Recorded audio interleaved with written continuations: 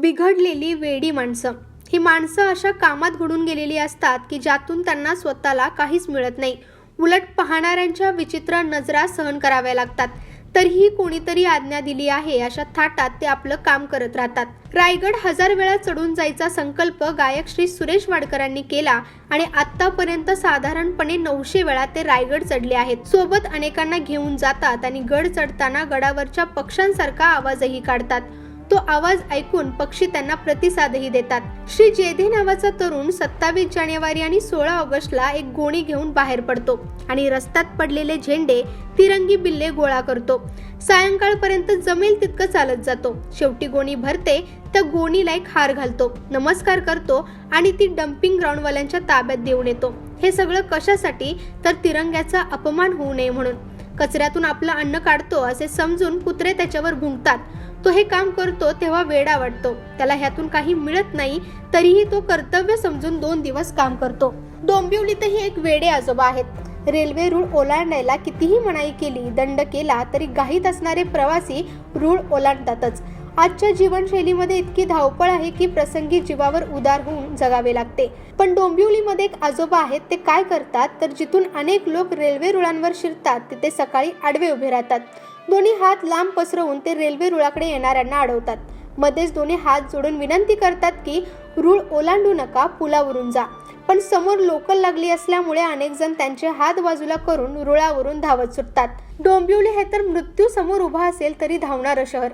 तिथे ह्या आजोबांचं कोण ऐकणार? तरीही आजोबा नेहमी येऊन उभा राहतात. आज रूळ ओलांडले तरी उद्या घरातून लवकर निघतील आणि पुलावरून सुरक्षितपणे जातील. मुंबईच्या लोकलमधून फिरणारा एक असाच वेडा सिंधी दिसतो. दिसायला खरंच गबाळा आहे, पण काम फार मोलाचं करतो. ऐन उन्हाळ्यात जेव्हा सगळी लोकल तापते, जीव तहानेने व्याकुळ होतो, तेव्हा हा सिंधी डब्यात चढतो. त्याच्या हातात 2 मोठ्या थैल्या असतात. थैली उघडतो आणि आपल्या चिरक्या आवाजात जलसेवा असे ओरडत तो डब्यामध्ये फिरू लागतो.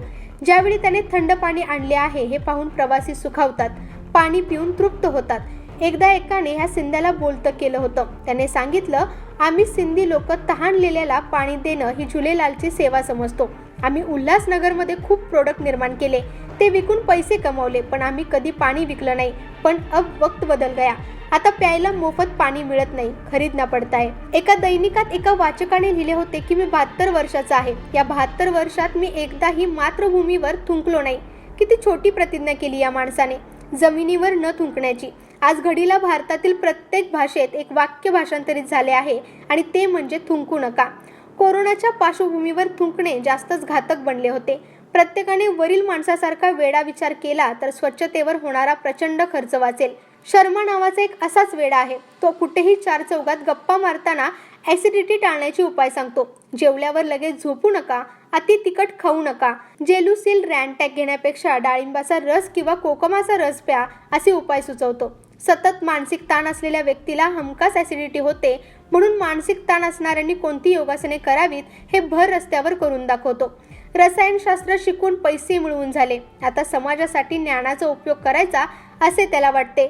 वरवर पाहता हा वेडेपणा आहे, पण ज्याला सतत आल्मपित्ताचा त्रास होतो त्याला शर्मा हवासा वाटतो. असेच एक आहेत डॉक्टर भरत वटवाणी. पती पत्नी दोघेही सायकॅट्रिस्ट आहेत. एकदा त्यांना एक भिकारी दिसला. तो गटारीचं पाणी पित होता.